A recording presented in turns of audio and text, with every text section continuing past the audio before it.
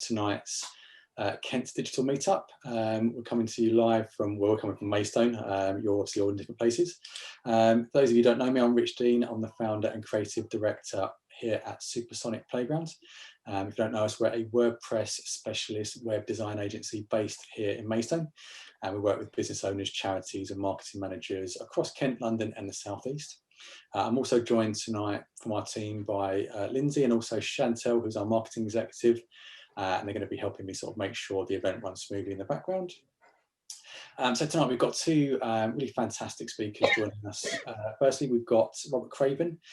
Some of you might know Robert. He's the founder of the Grow Your Digital Agency Initiative. So Robert helps agency owners, founders and directors run the agency they really want to run. He runs programs for the top 10% of Google Premier partner agencies and works with over 200 agency founders across 4 continents. So Robert's going to be talking about how to create a predictable sales machine so that you can work with the clients you really want to work with. And then following Robert will be Elle Cloak, who's the managing director at We Do Social Media. It's a social media agency that Elle runs alongside her mum, Linda. We Do Social Media help businesses create a strategic social media messaging framework and plan. And today, Elle's going to be talking about how to use story to boost your social media. If you've got any questions throughout the presentations, please feel free to add these to the chat box, and then we can work our way through them at the end of the presentations. We'll also take a short break around halfway through so that we can just all stretch our legs and get a drink. If for any reason you need to leave during a presentation, don't worry. Just drop us a message in the chat and feel free to leave whenever you like. So yeah, I hope you enjoyed today's sessions. As always, we'd love to hear your feedback. So if you're able to spend about 2 minutes, we've got a survey link, we'd really appreciate it. Chantel will also share that in the chat area as well. So that is all from me. And I'm now going to hand over to Robert. So what we need to do, so Chantel, we need to share Robert's screen. So if I stop sharing, and Robert, if you want to take over sharing. I will endeavour to do that. And theoretically, boom. There we go. Fantastic. You got me. Lovely. Right. Okay. So hello, my name's Robert Craven. I run the GYDA Grow Your Digital Agency Initiative. We work with digital agencies, helping them run the agency they really want to run. Been doing this for a long time. Subject I've been given to talk about today is interesting, curious. I'm not quite sure what we want to call it. Creating a predictable sales machine, which is kind of the thing that everyone really wants. Everyone's after that. As a result of listening, as a result of watching me today, you will have an understanding of what you kind of need to do. I care about this a lot because I've been running agencies and I'm on the board of 4 agencies. And unless we actually get this illusory silver bullet sales machine predictable and running, then things aren't going to work out. It's the thing that everyone actually is after and is trying to get. And why you should care about it is because if you can get this stuff sorted out, then this feast or famine thing that so many of us go through will stop, and you'll be able to get stuff smoother. However, you can hear the however. What I want to do is, rather than go on and on about what you need to do, I want to dissect what we're doing in a kind of an 80-20 rule. So I'm going to take all the slides which I would prepare for you, and I'm going to 80-20 them so that we, rather than having all of them, we only have 20% of them, okay? Which would mean the slides go from that to that. I'm then going to 80-20 them again, which leaves you with 2 slides. So that's all he's going to talk about. I'm now going to 80-20 that, which means we've got 1 slide. You end up with the 1 slide, which is, why should people bother to buy from you when they can buy from the competition, when the competition can be faster, smarter, brighter, friendlier, cheaper, and guaranteed. Okay, so we're now actually getting somewhere. So let's 80-20 that. Why should people bother to buy from you? And let's 80-20 that. Why? And that is kind of the start and the end point, really, of creating a predictable sales machine. Okay, all of the fuss about triple your profits in 10 days or your money back using this, that, or the other funnel. You know, it's sheer flummery. I'll use that word, flummery. Because we've actually got to get to the root of why people should bother to buy from us and what makes us different from the rest. And without that, the rest is a waste of time. So I'm kind of not going to give you the answer about how to create a predictable sales machine. But on the other hand, the answer is marketing 101. The answer is, literally day one of that first marketing course that you went on, assuming it was any good, that day one of that business course that you went on, when they explained to you what you actually needed to do to make it happen. And it feels like we have just forgotten how to do that, okay? The answer is the who, what, where, why, when, and how, the 5 W's and the H, and actually focusing on pretty simple stuff. It's not, this is, in some sense, is not rocket science, but just because it's simple doesn't mean it's not difficult to do. And I think that's the issue. So what's the issue behind the issue? Well, the issue behind the issue is the background to where we are now. So the first thing about COVID is it's only when the tide goes out that you discover who's been swimming naked. And to be honest about it, an awful lot of agencies have been swimming naked, okay? The agencies that have survived are the ones who had deep pockets. Why did they have deep pockets? Because they'd been profitable. And not only did they have deep pockets, but they tended to have a really healthy sales funnel. Why did they have a healthy sales funnel? Because they were good at sales. I mean, I know it's kind of self-evident, but if I look at the agencies that we work with, 50% above the line, 50% beneath the line, the ones above the line, surviving and thriving, you know, they had pretty good agencies in the first place. The ones who were struggling, 1 or 2 were in really bad niches, but the rest of them were exposed by COVID. Their pockets weren't deep enough. They just didn't have enough places to go. And the other thing that was going on, and is going on even more now, is what I would call ostrich marketing, where people have just put their head in the sand and said, that's how it is. It's a recession. I can't do anything about it. I don't know why these things are happening to me. Poor me. They're using external locus to control things. They're blaming the government. They're blaming the market. They're blaming their customers. And yet we know that some agencies are doing really, really well. 15%, I reckon, are really thriving at the moment. So what are the high performers doing? And this is, so just to give you a bit of context, we work with roughly 200 agencies every year. We also work with the top piece of Google Premier partners. So we've got a lot of research, a lot of benchmark material coming to us. Just briefly, I just want to let you know what the high performing agencies are doing. They're doing marketing. That's what they're doing. What separates the average agency from the really good agency is that the really good agency, be it web design or PR or full service or performance, what separates the really great agencies from the average is how good they are at marketing, how good they are at selling themselves. We've all been on the same courses. We're all about as good as each other at doing the doing, but some are being really good at presenting themselves and making and selling. So what are they doing? They're competing on value add, and they're competing on expertise, and they're competing on strategy. So they're going up the food chain rather than doing the basic stuff. They're trying to get into the boardroom. Second thing that's going on is they're finding a lot more success from cross-sell and upsell rather than business development. Business development right now, literally, you know, as of the beginning of December, has been really, really tough. But biz dev, cross-sell and upsell is working. Other highlight from them is that they've discovered, by staying within the cross-sell upsell world, that cost of customer acquisition has been incredibly cheap. Why? Because a year ago you hired out a room at the Hilton and you brought 100 people in and you gave them breakfast and you gave them a goodie bag and you took 10 of your staff there, and now you do the whole thing on a Zoom call. And the final kind of secret is engagement, just picking up the bloody phone and talking to people, engaging, not hiding behind your emails. So for most of us, this COVID piece has been a thing about getting back to basic, you know, the 3 R's. This has been a real opportunity to redesign, refresh, reposition your agency, you know, and if you've not taken that opportunity yet, you know, I beg that you do that, because what worked in 2019 won't work in 2021. The world is different. People are buying differently. They want it more frictionless. They want solutions rather than procedures. What you survived with won't get you there now. Second thing is, please do not compete on price. I know there's an incredible pressure to compete on price, but the problem with competing on price is you're having to work twice as hard to get half as far. And you know, there will always be people out there willing to pay top dollar. Next thing for me is about warrior mentality. You cannot go into these Zoom calls going, oh, it's another Zoom call. It's really bad, isn't it? Yeah, it's really bad. It's really shit out there. Yeah, you've got to have this mentality of like, yeah, I'm a leader. I'm going forward. There's stuff that's going to happen.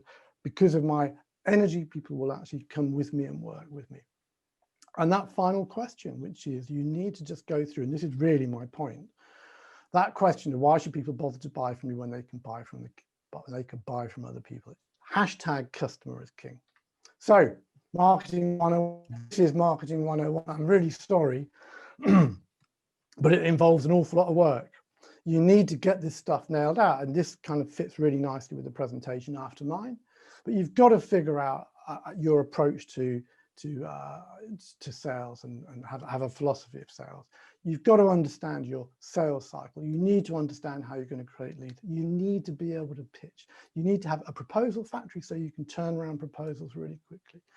You can read the rest. You don't need to do that. But my point, I guess, really is that you need to just go through each of those boxes, maybe an hour, 2 hours work in each of those places, really tidying up your marketing. It really isn't good enough to have 2019 type marketing ideas coming into 2021. And this is not me in any way trying to beat you up, quite the reverse. I'm actually looking directly at myself. I'm looking directly at them in the mirror when I say this. Yeah, we've really got to get our act together if we're going to be ahead of the game. So a couple of back to basics, and then I'll give you my main slide. So back to basics 1 is Perry Marshall's tactical triangle. If you're not familiar with it, you just need to understand the concept, which is traffic creates conversions, creates the economics. And you've got to 80-20 that, okay? So, you know, figure out what the vital few is. You get more traffic, which will create more conversion, which will create the economics. And you can, in order to get business into your business, you can either double the amount of traffic at the top, you can double your conversion rate, or you can double the economics, the profitability. It actually doesn't matter which, you end up in the same place. But every time you talk about marketing and creating this sales machine, you end up talking about these 3 areas. What are we doing with traffic? Can we 80-20 the traffic? Are there just certain bits of traffic which are more effective than others? Secondly, looking at conversion, what methods, what channels, what tools we use to increase the conversion rate of people when we see them? And finally, the economics. Are there ways that we can earn more money? And very, very simple, but you can just look at each piece of that and you can constantly update 80-20ing it. So for me, that's a real back to basics that I want to just remind you of. Part of this is also the espresso machine. 20% of your customers will spend 4 times the money of the average. Yeah, and yet, you know, we try and sell to the average. Yeah, and even more interestingly, 4% will spend 16 times more. You know, this is why Starbucks sells £3,000 espresso machines, because they know that 1 in 1,000 people will buy the £3,000 espresso machine. Everyone else will buy a cup of coffee. But you've got to understand in how you sell and produce. There are always people out there who are willing to buy the premium gold ticket price point. Not everyone will buy at the value, and by maintaining our average low, we limit ourselves.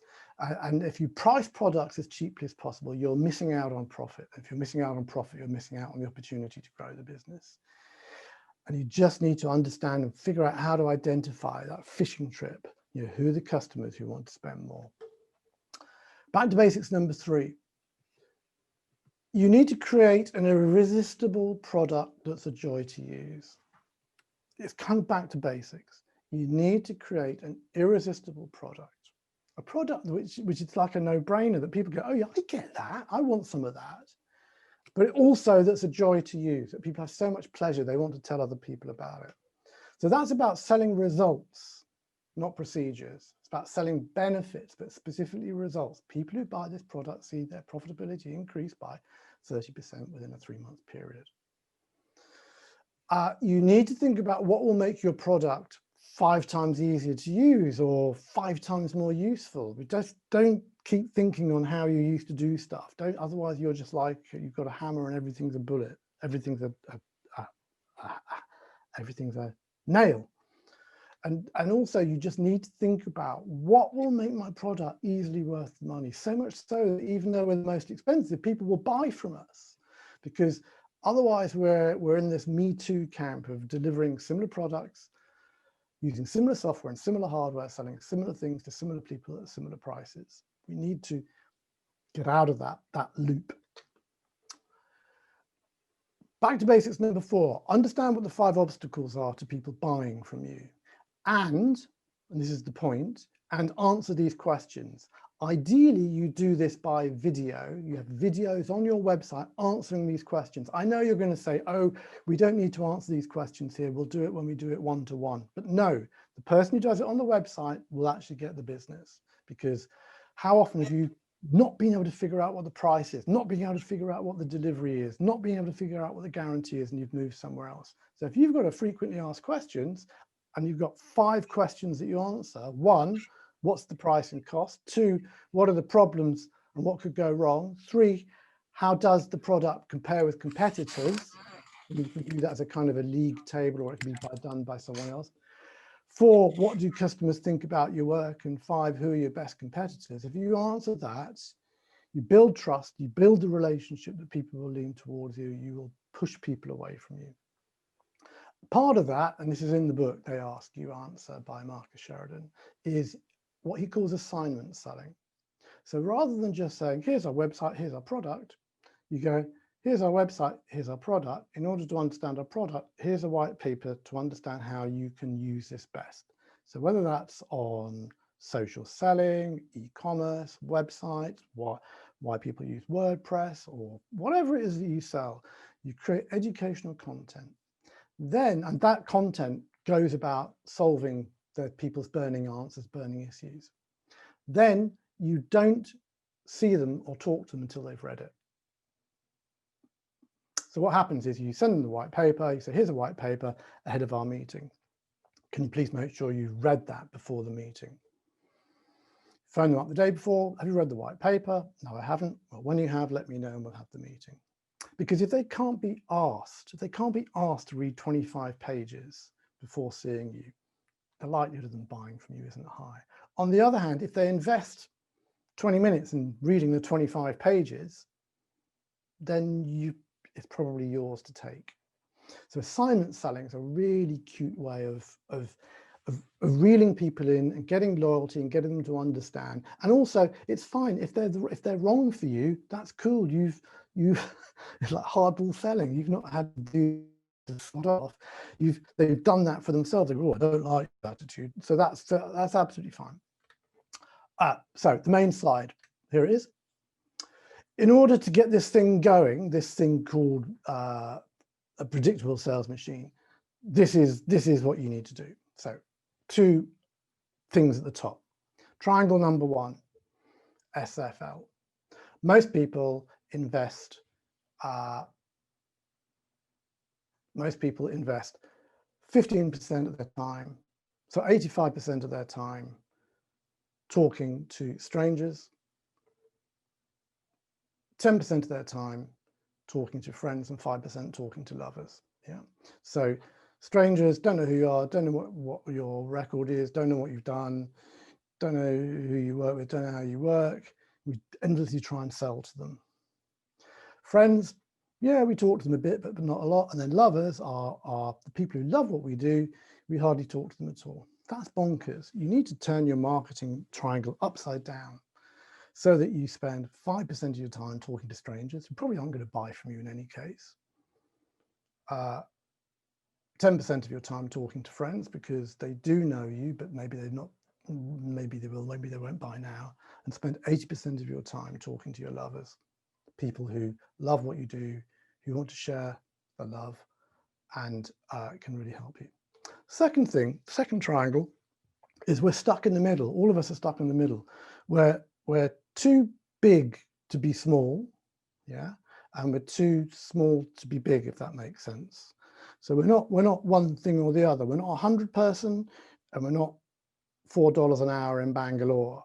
And as a result, people are always trying to make us compete on price, and you have to resist that at every temptation. Do not compete on price. Compete on quality, flexibility, friendliness, but do not compete on price. So once you've got those assumptions just kind of cleared out, 4 things you need to do. You need to sort out your proposition. Who's the audience? Be specific. The more specific you are, the better. What's their need and what is your offer? You need to be really clear about what your story is. Listen to the next presentation. You need to be really clear about the message and your approach. You need to have your elevator pitch or pitches sorted out so they're nice and clean and clear, not the one that you do at BNI, but something which is compelling and someone leans into and wants to actually do. You need to be really clear about what the customer journey is. You need your collateral to all be in place. You need a proposal factory so you can turn a proposal around in half a day. You need your creds deck if you use creds decks. And you need your landing pages all tidy. And 4, you need to be really good at asking for the business. Most people fall at the hurdle of asking for the business and closing. You just need to be really good at that. Really comfortable. You know what you're doing. You're the expert. So get really good. I mean, these are all half-day programs and half-day events, but so we are clattering through it. You have the choice in your approach, whether you're a farmer, you lay back, have cups of coffee, be nice to people, have chats with them. Most of us prefer that. It's more comfortable. People don't say no to you that often. Or a hunter, in which case you go after clients, you go after clients to find them. Personally, I think hunter is better because so few people like doing the hunter view, but you can do either, but you do it. So if you're going down the farming route, Operation 100, create a list of 100 people you're going to go after and systematically go after them and talk to them. Create a gold list of people who you know, who you want to stay really close to and you want to nurture even more. That gold list might be 15 people. You might do specific white papers for them. Digital agencies, the really good digital agencies are really good at PPC and SEO. That's where they get most of their business from. And if you can't get your business from PPC and SEO, you might like to think about how good you are and what right have you to tell your clients to do PPC and SEO if you can't make it work for yourselves. Events and speaking, no brainer. People get to know you, you're at the front of the room, and the usual surveys, papers, interviews, blogs and stuff like that. But you need to be relentless on this. If you're going for the short game with what I call hunting, please note the phone. Operation 66, Excel spreadsheet, list of 60, commit over the next 6 weeks, well, not the next 6 weeks with Christmas coming up, but commit to having 2 proper conversations with people every day, 5 days a week, 2 serious conversations. And just to find out what's going on with those people and how they're getting on and what's going on in their life. And eventually they'll ask you what you're doing and you'll say, this is what I'm doing, these are my products. And they'll say, well, I'm not the right person, but Fred is the person you should talk to, or my brother-in-law is the person I should talk to. I guarantee that if you commit to 2 conversations with people every day, 5 days a week, proper conversations about them, you will get work out of it. Absolutely clear about it. You need to communicate on the one hand with everyone. Next, you need to scrape LinkedIn and Facebook and Twitter. You need to do the events. You need to create an influencer list. What's an influencer list? Write down the list of the top 20 people in your Rolodex, as they used to call it. Write down how much they care about you on a scale of 1 to 10. And write down, so my mum cares 10, and write down how influential they are. She gets a 0 for influence. However, my bank manager gets kind of a 7-7. The head of Google, who I see once every year, doesn't care about me at all. It's a 0, but influential, he's a 10. So I need to put a note by him. How can I get to him? How can I make him care about me some more? So that influence is really good. Operation referrals, create yourself a script for operation referrals. I can talk about it later if you want. My point about asking for referrals is very few people do it well. And if you do it, you'll be ahead of the game. Everyone says they're going to do it, but everyone just mumbles it. Create your target list, go after it, and think in terms of your marketing about, roughly 40% of your marketing goes around clients, 40% suppliers, 40% to existing customers, 40% to potential customers, and 20% to suppliers, some kind of mixed like that. A couple of other things. You need to become impregnable. It's one thing going out and making stuff happen, but you need to be able to defend yourself. So that's around creating a flywheel mentality. Yeah, your work should be so good that you get reviews that bring more people into business. Right now, this is all about, the world now is about speed and being frictionless and being lagless. You need to be 10 times faster than you were a couple of months ago. It is all about communities. Communities really work. And I think, you know, your superpower, especially as a small agency, your superpower is your customer service, if you get it right. And by that, I don't mean customer service. What I mean by that is, if whoever your favorite person is, Madonna, Rolling Stones, whoever it is, if they were to come and visit your agency, what efforts would you make? Yeah, you'd have fresh coffee, you'd wash the place down, you'd have flowers, da da da. But why wouldn't you do that for anyone else? Why don't you treat all your clients like a celebrity? Moving on, Operation Love. I hope all of you are buying really great Christmas presents for the clients you love. Try and use your own proprietary language. So we've got a book, and within the book we talk about the cascade, we talk about the elevator pitch, we talk about customer as king. It's all language that belongs to us. And that actually pulls people into you. You need to be prolific around content, use the data, and make everything simple and frictionless.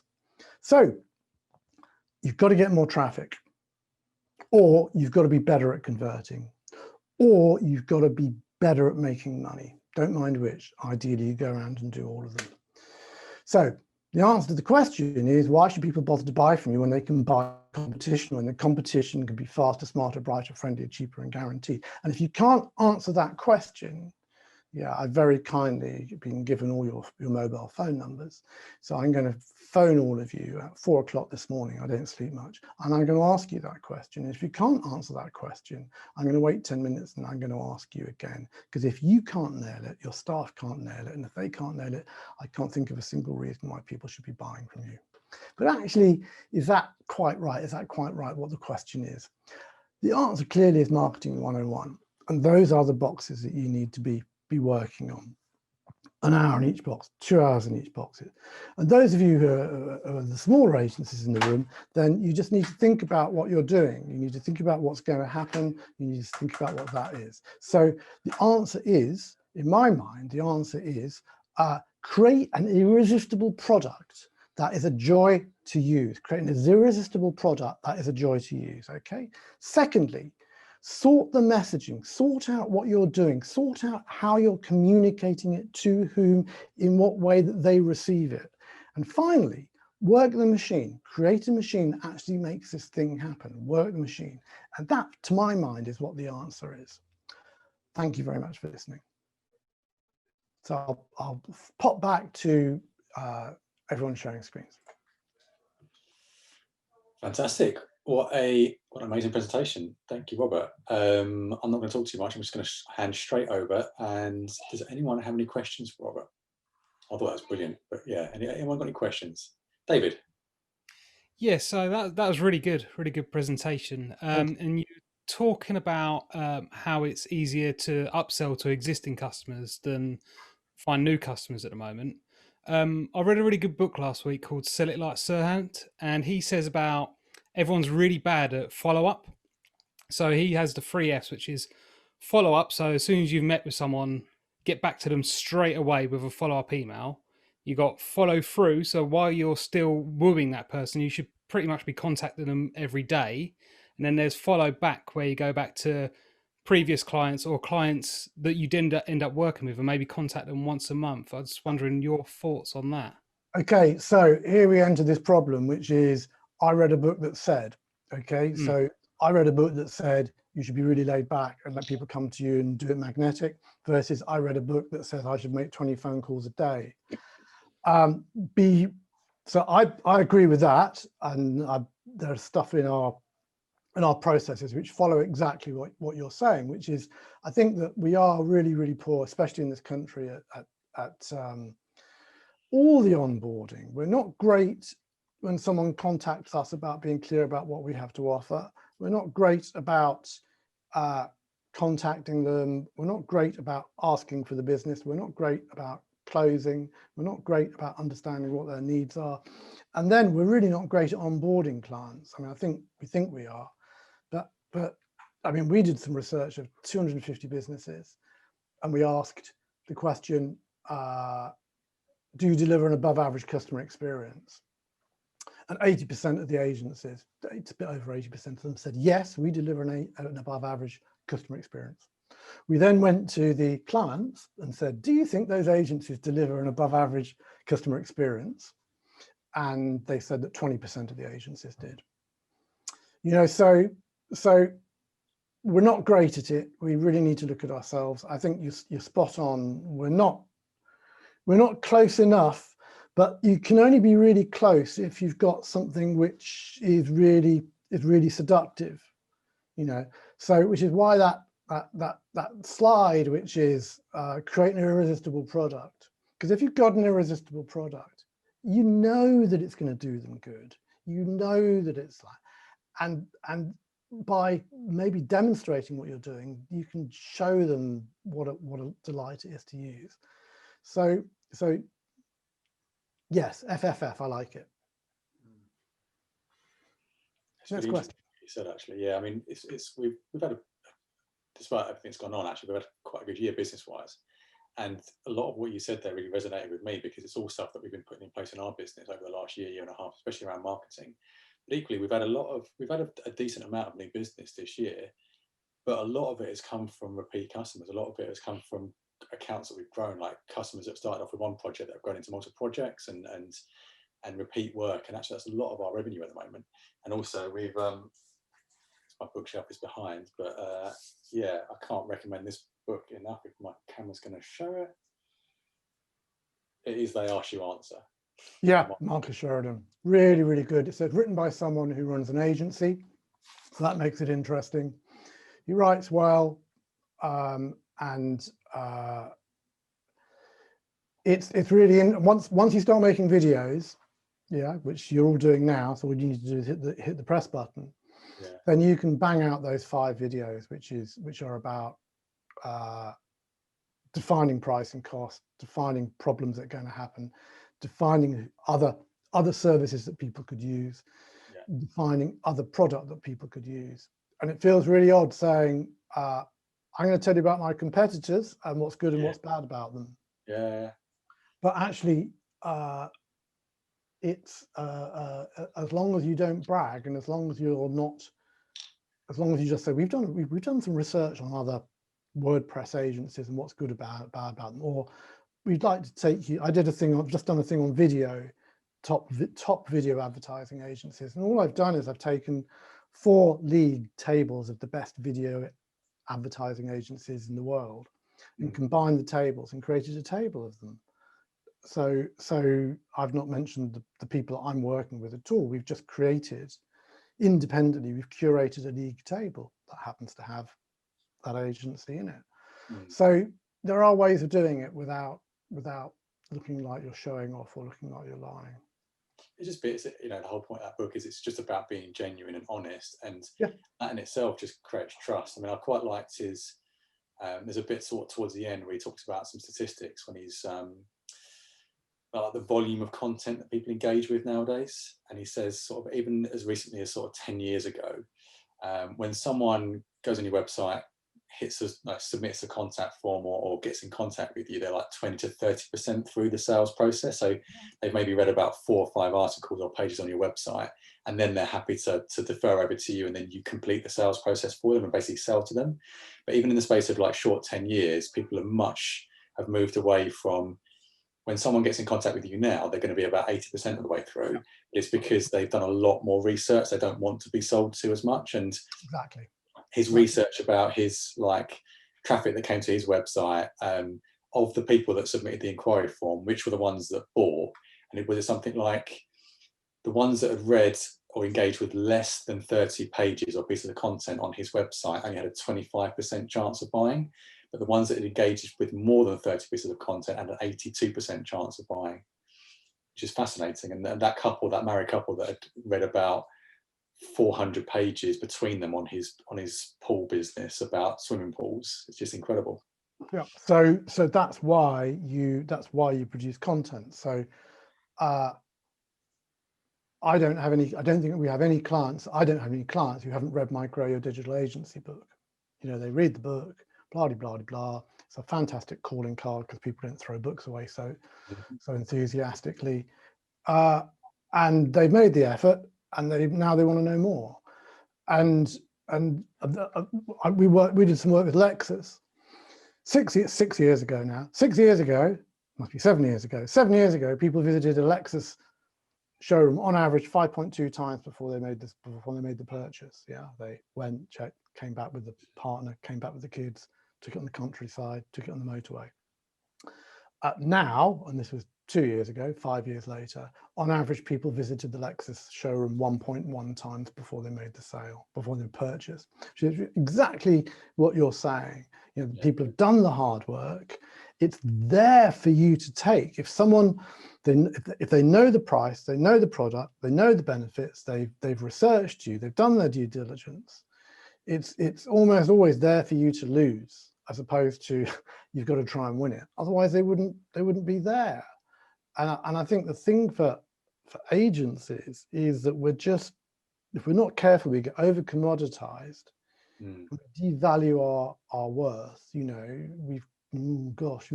they're charging £50 an hour. I think we better charge £45 an hour. Blah blah blah. People don't wake up in the morning and say, I want a website. One, and secondly, they don't buy that often, and they don't know this kind of stuff. And we're selling with the wrong principle. We should be selling on clients who work with us, see their revenue or their profits increase by 30% on average after 3 months.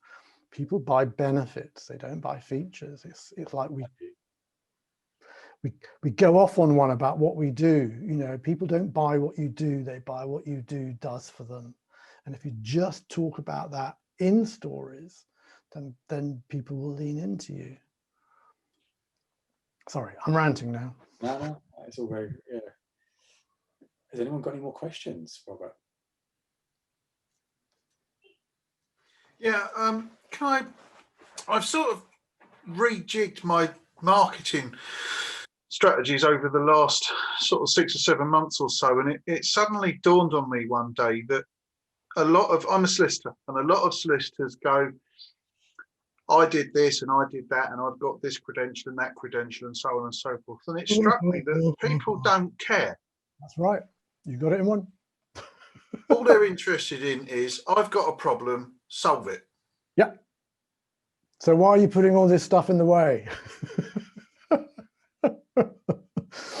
Because it is, you know, we solve our clients' problems 99.9% of the time. I find that if you look at any solicitor's website, just go through and pick 10 websites or whatever, and it's most of the climbing trees always say, I've done this, I've done that, blah blah blah blah. And to be honest, it sort of switches me off. But it's very difficult to change an industry, because the reality is that a lot of solicitors, as far as I can tell, want the kudos of saying, I've got this from Cambridge and I've got this from Oxford and I've done this, and they don't sort of get it, that people don't really care. They're not interested in the solicitor. All they want to know is, I've got a problem, fix it.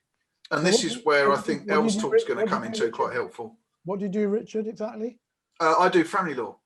You do family law, yeah, fine. So I do stuff like domestic violence and things like that. And most people, you know, when they phone me up, they're not going to say, oh, you know, what's your credentials? The first thing they're going to say is, I've got this massive problem. Can you help? Yeah, that's right. Of course I can. Well, okay, fine. Let's do it then. But it's very difficult, I think, to convince people that have been marketing and are set in a specific marketing rut, if you like, to come outside of that sort of comfort zone that they're in, even though they know probably it doesn't work very much. Well, it's quite tricky. It's quite tricky to sort of push senior people across to the right way of doing things. Yeah, and it's safety in numbers. And look, everyone else has got people climbing trees and pulling ropes and wittering on about customer values and purpose statements and blah blah blah. So that's got to be right. But it's like the blind leading the blind, you know. And can I throw a comment in there? Yes, I don't know who I'm talking to. You see, I don't know who's in the room, so I'm just putting on my size 12 wellies. No, I agree with you. But Richard, are you do you run your own solicitor practice? No. Because I think I totally get where you're coming from. I think solicitors and accountants, they are solicitors and accountants. They are not business people. They don't have that entrepreneurial mind. And I personally feel, having done a lot of networking in Kent, that the solicitor and the accountant should be the last people that the firms send along to networking events. They need to have people who are focused on, you know, delivering and talking to people in those networking environments, and finding their sort of, you know, their stress points and why they should go to, you know, one solicitor over another, or whatever. I don't know. I'm probably insulting half the solicitors and accountants in the room. Well, I think there are. But yeah, they can actually be their own worst enemy in a networking environment, because they just not, they don't have that sort of ability to come across and talk to people. They talk at people about law or about accounting. That's what I might. Yeah, I've taken the view. I've been doing net. I did BNI and realised that perhaps there are better ways to do things. And I do a lot of networking with Brian, for example, at BPN. And one of the things that I do as a sort of promotional tool is I very rarely talk about, you know, what I do, because the reality is people know what I do. I don't need to explain it. If they've got a problem, they know where they can come. And I'm more interested in finding out about other people than, you know, saying, oh, you know, I do this, I do that, here's my card, buy from me. No, why should I? Whereas if I take the time to listen to people and they say, I've got this problem, and I'm sort of like, well, okay, well, I can help you with that, because go and talk to this person, or you know, talk to me about it when we've got more time. It's a much more effective way of doing things. And I think a lot of old school solicitors and old school accountants, shall we say, sort of don't get that, because they don't understand to the degree that we do the way that the world is changing.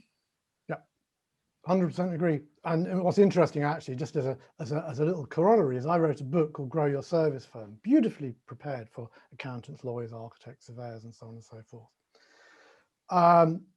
And they also, because the principles are the same, they're selling hot air, they're selling reputation. And it didn't sell that many. It's an awesome book, I have to say. Probably sold 1,000, 2,000. And the reason it didn't sell loads was because accountants said, oh, that book's not for me because I'm an accountant, and that includes lawyers. An architect said, oh, that's not for me because I'm an architect, not a lawyer, and it'd be too generic. But when I wrote the Grow Your Digital Agency book, which is just about digital agencies, of which there's only 30,000 in the UK, we've sold 26,000 copies, because this is an example of marketing. One is, you know, as you niche down and talk about specific customers, people feel more committed. But I think the other thing that you're pointing out is they think they're all very special, and they don't understand the customer, which is really ironic. You know, it's like now the lesson for us is, you know, how often does a client come to us and say, this is what you need, and you go, oh yes, you know, what you need is SEO, because SEO is the ultimate answer, or PPC or WordPress, because that's what we do, without actually giving them the whole diagnostic in a way. You know, we're just so keen on making our own sale that we stuff it down their throats like pate de foie gras, rather than, as you say, people know what I do, they know where to find me. When they're ready, they'll come, and if they like the cut of my jib, then they'll lean into me, and if they don't like the cut of my jib, they'll go and find someone else. But we are going back to that original comment about the 3 Ps. You know, we are poor at putting ourselves forward. We do hide ourselves very modestly and very Britishly. So I'm now going to hand over to Elle, who's going to present on why stories matter. So Elle, over to you. I'm going to stop sharing the screen. Over to you, Elle. Why, thank you. Okie dokie. So yes, hello guys. I'm Elle Cloak from We Do Social Media, who does not know how to use technology. There we go. Oh, hey, can you see that all right? Awesome sauce. Okay, I do say really random words, so do be prepared. Usually I can't just think of the appropriate word to say and I make one up on the spot. That usually merges two into one. Just a pre-warning there, I suppose. I'm Elle Cloak from We Do Social Media, and predominantly we do social media management. However, a couple of months ago, I took a big leap for the business and decided to become a story brand certified guide.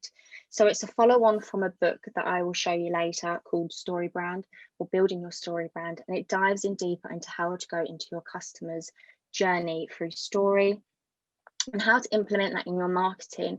And this presentation is basically the first steps into said story. Now, we see a lot of companies wasting an enormous amount of money on their marketing. And when I tell you why, you're going to feel it in your bones. Why aren't you switching slides? Come along now. There we go. So here's the reason. Year after year, we spend pound after pounds, and we trust our message to design agencies that might have not read a book on copywriting, how to clarify a company's message. And that's okay, but sometimes our message needs to get across better. Why? Because, oh, hello, there we go. Because people buy products only after they've read the words that make them want to buy those products. So in this talk, I'm going to go a bit deeper into the framework of Story Brand and how you can develop your message. But first of all, I'm going to explain a little bit about how the brain works. So our customers' brains are designed to do two things. The first thing their brains are designed to do is to help them survive and thrive. And this means everybody is always looking around for information that will either help them simplify their life, make them money, make new friends, or anything else that's going to increase their standing in the world. And I'm going to completely get that for myself personally. I'm always thinking, how can I best improve myself and up my life a better level? I'm just going to take a swig of water. The problem is, though, is that our brain is also trying to do something else, and that's conserve calories. The more information we're processing, the more calories we are burning. And this means if we don't position ourselves and our products and our services in such a way that is clearly helping people survive and thrive, they're just going to tune out. So imagine someone coming to your website and the first thing they're doing is stepping on a treadmill when you're talking about your business on a website, on a YouTube channel, on your social media. And if they're confused by the information you're providing, they're no longer going to pay attention. Another good analogy of how you can think about people taking this information is imagine them holding a bowling ball that weighs 8 pounds, right? How many bowling balls do you think someone is going to be able to hold before they drop them all? I mean, one would do me fine. I would probably drop that. But let's just say, for example, 3. Boom. So much information, you're going to drop all the bowling balls. And what's what? If you confuse them, you're going to lose them. Your brand needs to explain exactly how people are going to survive and thrive. Just like Rob was saying, you need to make sure your message is clear and understanding to your audience. Otherwise, they're going to burn these calories and not understand what it is you're trying to sell. What screen are we all seeing? Here we go. So Story Brand knows the best way to compel a human brain. I've definitely discovered this since doing the training myself. I thought I understood it just by reading the book, but actually going through the 2-day training and then the guide certification training, I thought, oh my gosh, this is really going to tap into people here. So I was really glad that I was being able to learn this and now provide the information. Now it goes through a 7-step framework, which I'm going to show you exactly how to do in a moment. And what this will do is act as a filter for you to clarify your message for your customers to listen. And this can apply to all your marketing collateral. But later I'll show you a bit of an example of a website. So now I have to warn you, I will use Harry Potter references and I will probably ruin movies for you for the rest of your life because stories are very formulaic. Each element of this framework is going to give you a big realization of how you brand your business, connect with your customers, and I suppose most importantly, to stop wasting money on your marketing. Let's get going. So like with anything, Your story starts with your character, which is your customer. But there's two mistakes brands make when they're creating story. They don't either define something that their customer wants, or they talk about too many things that they offer, which just confuses the customer again. So if we watched Harry Potter, imagine that you're also watching him learn a spell, train an owl, do a school fundraiser, and go through puberty. You'd get lost completely and you drop all those bowling balls. So in our branding, we want to define what it is the customer wants. It has to be generic enough to encompass your whole brand, but specific enough that they understand what creates a sense of desire in them. So I'd like you to write 2 questions, which I do have written down in my book for you. The first is this: what is your customer looking for when they're going to go shopping for your product or service? And what do they want as it relates to what you offer? So for us, for example, with social media management, people are wasting their time. They want time back. That's what they want, more time. The second is then defining what gets your character excited. But no story starts until the hero encounters a problem. When we define something that is keeping our hero from getting what they want, we've got them on the hook. Now the customer is wondering whether or not we can solve their problem. So imagine a movie in which the hero's problems resolved in the first 15 minutes, and then the rest of the movie is them going back to normal life. Harry Potter's got to go through puberty. It's a hard life. Let's just stay engaged. No, we don't want to see that. We want to see him defeat Voldemort and maybe go a few things along the way. The problem or the challenge that the hero faces is the most important element in a story to keep your audience engaged. For this reason, you should never stop talking about your customer's problem. And the second we stop talking about their problems, the story is over and the customer loses interest. So again, let's ask yourself just a couple of questions. What is getting in my client's way? And how does this make them feel? Now, in Story Brand, there are actually 3 points. You've got their external problem, which is the one that they're seeing. You have their internal problem, which is what they're feeling. And then they have a philosophical problem, which is why they just don't deserve having this problem in their life. I can go deeper if you do want me to at a later date, but I'm going to try and keep that bit very brief. So the third bit, now we've got them on a hook, is to,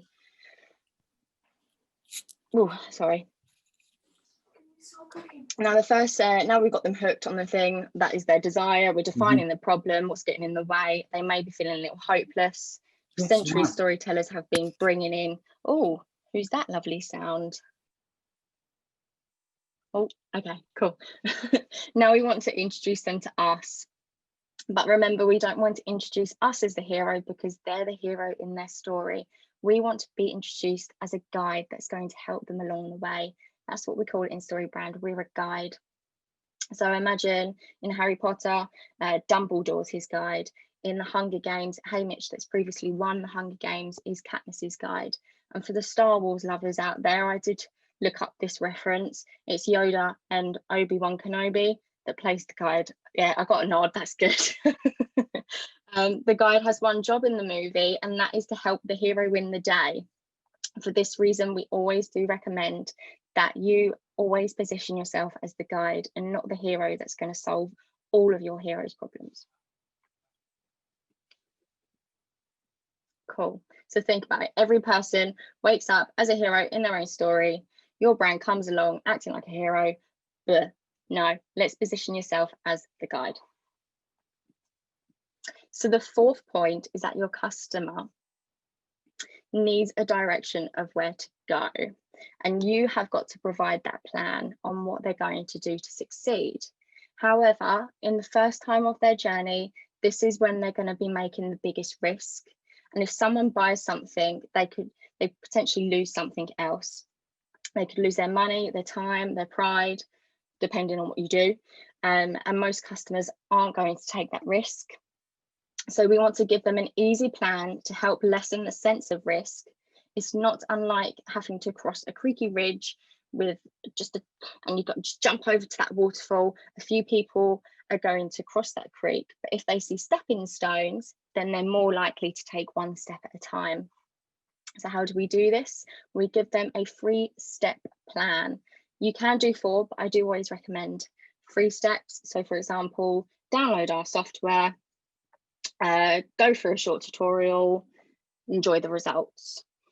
With this in mind, I do always like to keep the 3rd one something that they're going to get. So enjoy your time back, enjoy getting leads, enjoy just feeling that sense of relaxation, make it something they're going to relate to after, and maybe tap into that sense of feeling. So our 5th step is that our hero still needs one more thing before they fully step into your story. And like with anything, and the Supersonic Playground team will definitely know this, is a call to action. They're not going to go anywhere if you're not telling them where to go. So heroes are always going to be reluctant to take action on their own, but when they're forced to take action and it's right in front of them, cool now, then they're going to make the action. But many of the times we do see websites where there's a homepage, a blog page, meet us, about us, contact us. So my best advice is when you are going on a website is to just have a simple call to action button at the top, and people can scroll down to the footer, which we do refer to as a junk drawer, where they can find more information. If they're really interested in your business and want to find out more information, they're going to take the time to scroll. There is 2 critical things that people do on their websites that we find, and their social media. And it's they don't give clear enough call to actions, like keep going or get started. And they have so many vague call to actions that the customer can't figure out what they want to do with them. So let's say get started in what? Ladies, if a man walked up to you at a cocktail party and said, do you want to get started? What are you going to do? You're going to be confused. You're going to feel icky. What does get started mean? I think a lot of us could take that as a massive innuendo. So let's keep it to buy now or schedule an appointment. And if you do have any questions on maybe what you could do because you've got a different business, then just ask the question after, and that's no problem, we can help. And don't have a bunch of links all over. So don't have a get started or contact us now, learn more. Just have one generic, simple action they can take all across your website. Keep it consistent. Same applies to your social media, keep it consistent. So unless we tell our customers what can be won or lost based on whether or not they do business with us, the story has no stakes, and a story with no stakes just isn't interesting at all. So when we show our customers what their lives look like after they've bought our service or products, then they're more likely to achieve what they want in the future. With that in mind, though, the opposite is also true.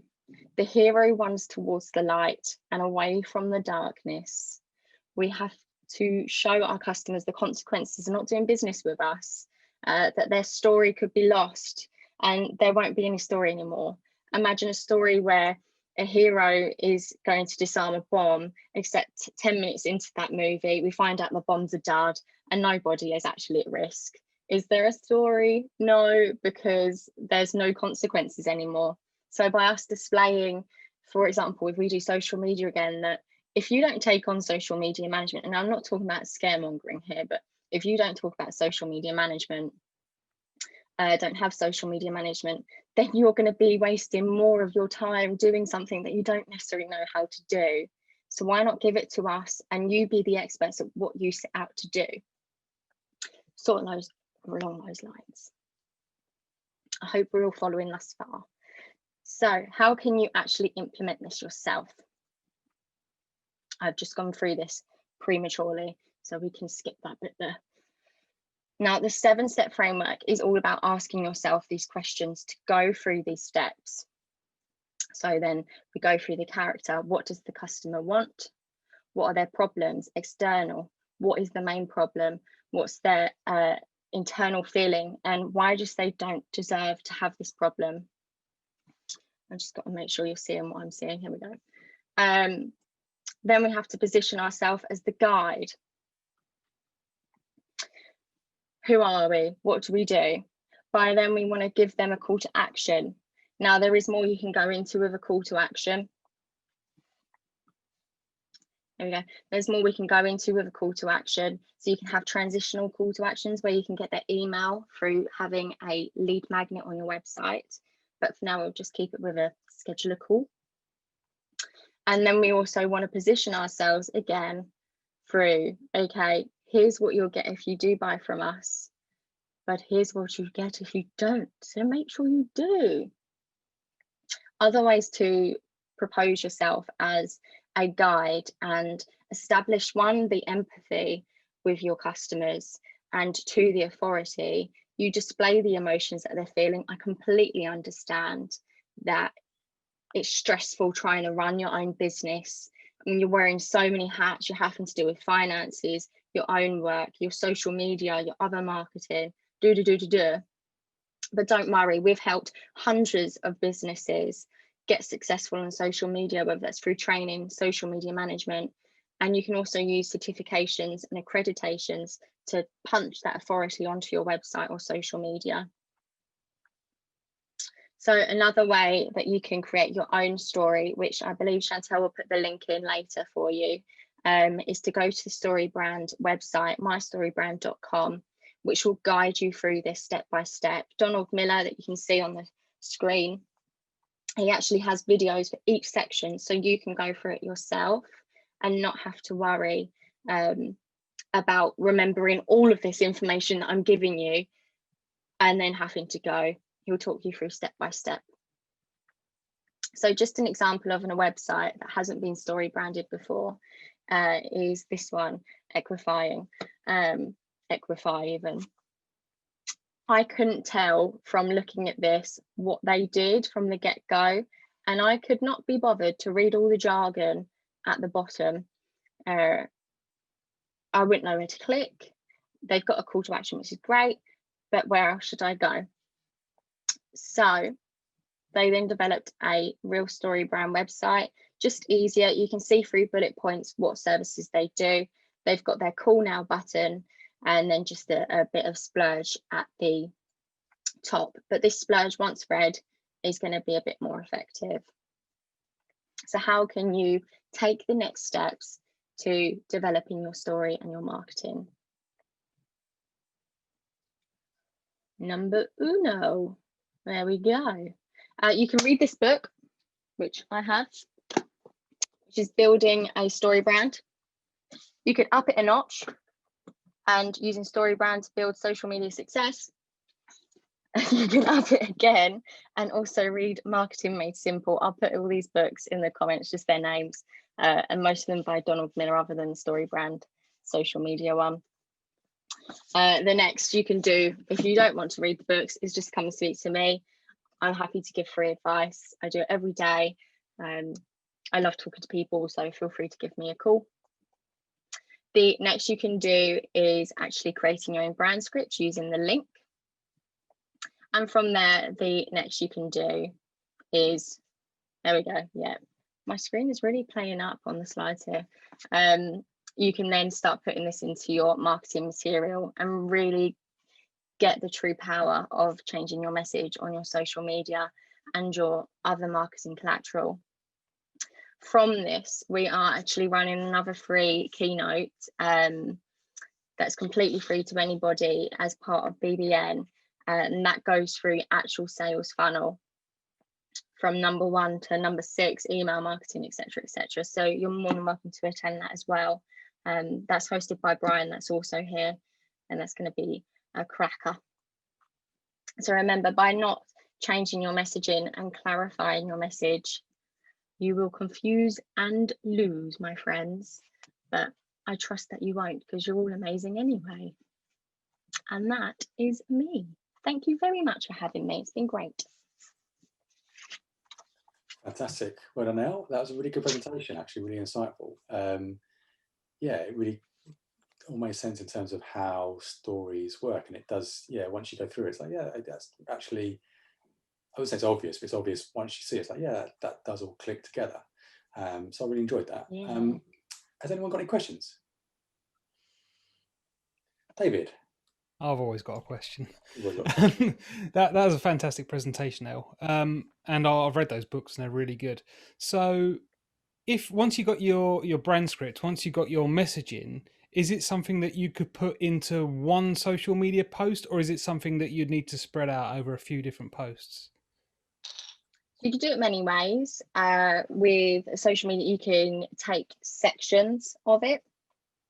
So you could empathize and display your authority as a guide with your audience as one. You could put the whole brand script as another. I mean, it's mainly, you can just pull aspects. I always do like to pull in though what the customer wants and how the customer feels, so it can still be relatable. But you can have unlimited amounts of content, and to be fair, you could story brand every single page on your website, every single social media post you do, every single social media platform. It just depends how deep you want to go into it, to be fair. Cool. Thank you. Thank you. any more questions? Right. Thanks, Rich. Elle, great presentation. Very, very well done.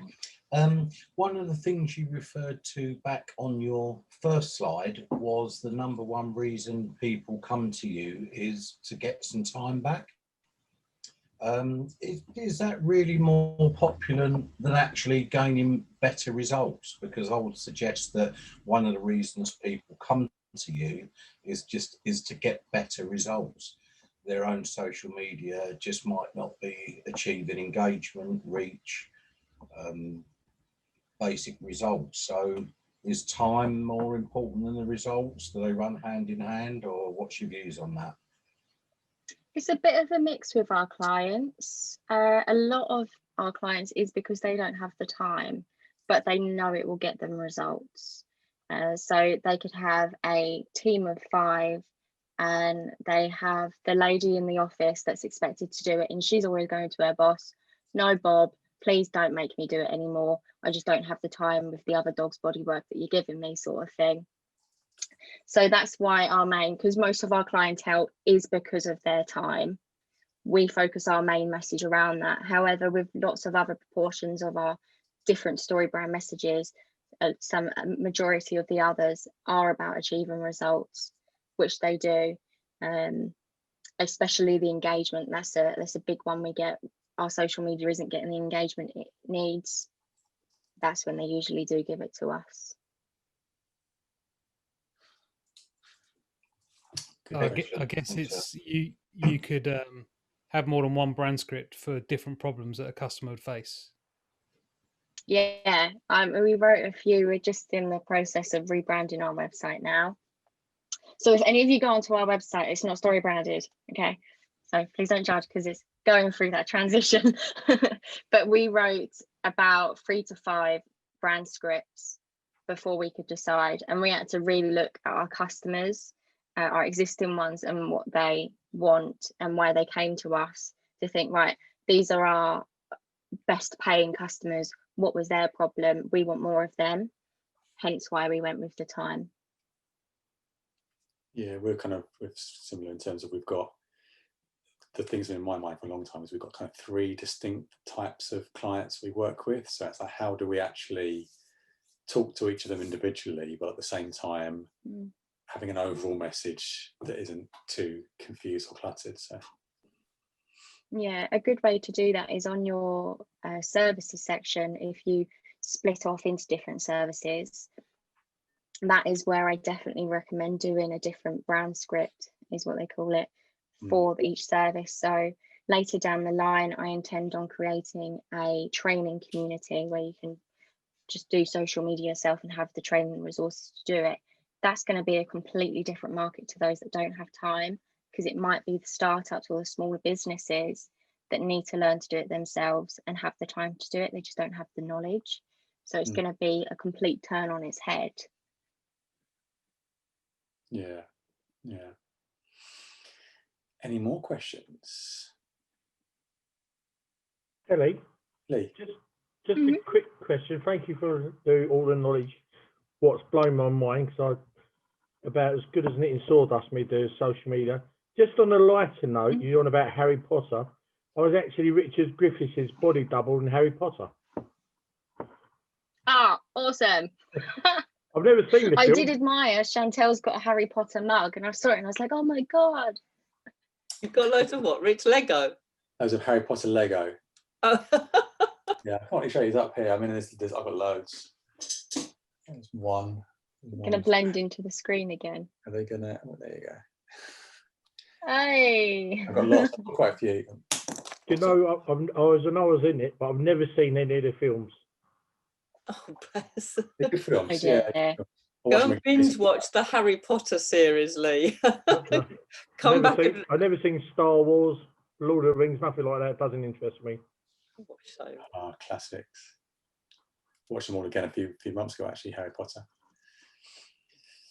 Fantastic.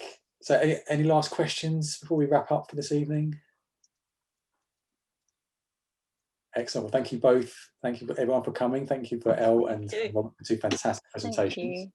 I'm just going to share the last little slides on my presentation. So coming up, we have our Kent Digital Meetup Christmas special on the 16th of December.